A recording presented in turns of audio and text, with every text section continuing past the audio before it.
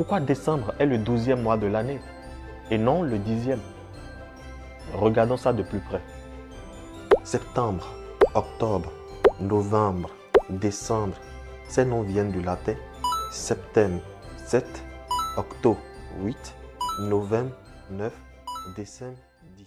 Bonne et heureuse année à tous. Je vous souhaite une année remplie de santé et surtout beaucoup de succès.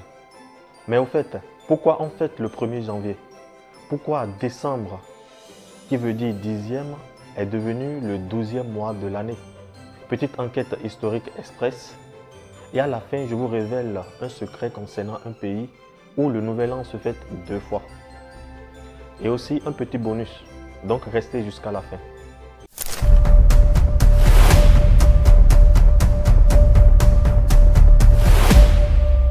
Pourquoi décembre est le 12e mois de l'année et non le 10e? Regardons ça de plus près. Septembre, octobre, novembre, décembre, ces noms viennent du latin septem, 7, octo, 8, novembre, 9, décembre, 10. Corrigez-moi, ceux qui parlent le latin. Logique, non? Sauf qu'aujourd'hui, ce sont les mois 9, 10, 11 et 12. Un décalage complet. La raison remonte à la Rome antique. À l'origine, l'année romaine commençait au printemps avec le mois de mars. L'année ne durait que 10 mois et l'hiver était une période vague hors calendrier. Du coup, décembre était bien le 10e mois et dernier mois. Tout a changé en 45 avant Jésus-Christ avec Jules César. Il réforme le calendrier pour le calculer sur le soleil et décide que le début de l'année civile sera le 1er janvier. En l'honneur au dieu Janus, le dieu des commencements et des portes. On ajoute les mois de janvier et février.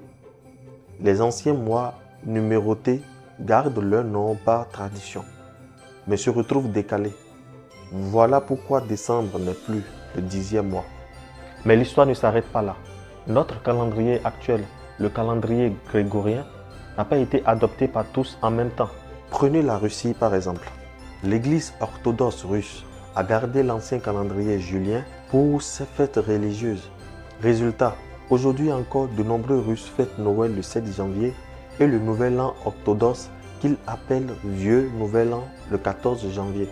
Deux célébrations, deux dates, à cause d'un décalage de calendrier vieux de plusieurs siècles. Et voici le bonus secret promis au début. Saviez-vous que pour mettre en place ce calendrier grégorien, en 1582, le pape Grégoire VIII a dû donner la suppression pure et simple de 10 jours?